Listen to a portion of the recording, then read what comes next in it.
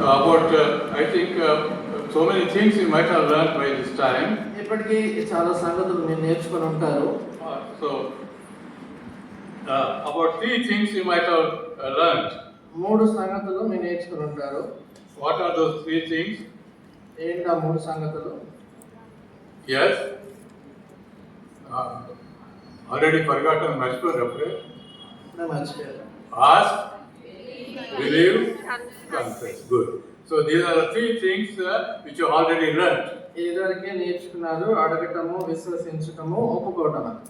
So now today we will learn one more thing. ఈ రోజు మరొక సంగతి నేర్చుకుందాము. Living for Jesus. యేసు కొరకు జీవించుట. So how you can live for the Jesus? ఎట్లా యేసు ప్రభు కొరకు జీవించవచ్చు? So that's why today we'll see how we can walk with the Lord Jesus Christ. ఈ రోజు ఎట్లా యేసు ప్రభుతో నడుచుకోవచ్చు అనే సంగతి మనం చూస్తాం. How many natures are there with us? మనలో ఎన్ని స్వభావాలు ఉన్నాయి, ఎన్ని గుణాలు ఉంటాయి? What are those two natures? మనలో ఉండేటువంటి ఈ రెండు స్వభావాలను ఏమంటారు? Old man and new man. ప్రాచీన పురుషుడు, నవీన పురుషుడు. So when you say accept the Lord Jesus Christ, యేసు ప్రభువును అంగీకరించమని మనం చెప్పినప్పుడు what nature you will get?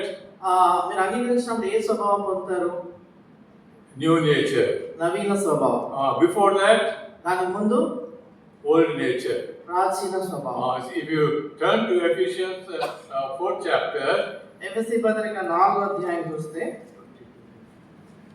ఎఫెసీ పత్రిక 4వ అధ్యాయము 22వ వచనము. ఎఫెసియన్స్ 4:22. కావున మునుపటి ప్రవర్తన విషయంలోనైతే మోసకరమైన దురాశ వలన చెడిపోవు మీ ప్రాచీన స్వభావమును వదులుకొని మీ చిత్తవృత్తి యందు నూతన పరచబడిన వారై నీతియు యథార్థమైన భక్తి గలవారై దేవుని పోలికగా సృష్టింపబడిన నవీన స్వభావమును ధరించుకొనవలెను. See said you have to put on the new nature. అంటే ఇక్కడ నవీన స్వభావం ధరించుకోవాలంటే Old nature ఎట్లుందంటే ప్రాచీన స్వభావం ఎలా ఉందంటే మోసకరమైన దురాశ వలన చెడిపోవు మీ ప్రాచీన మోసకరమైన దురాశ వలన చెడిపో. So that was our new old nature. అది మన ప్రాచీన స్వభావం. But now we got the new nature. ఇప్పుడు అది నీకు నవీన స్వభావం వచ్చింది. What is that new nature? ఆ నవీన స్వభావం ఎలా ఉంటది?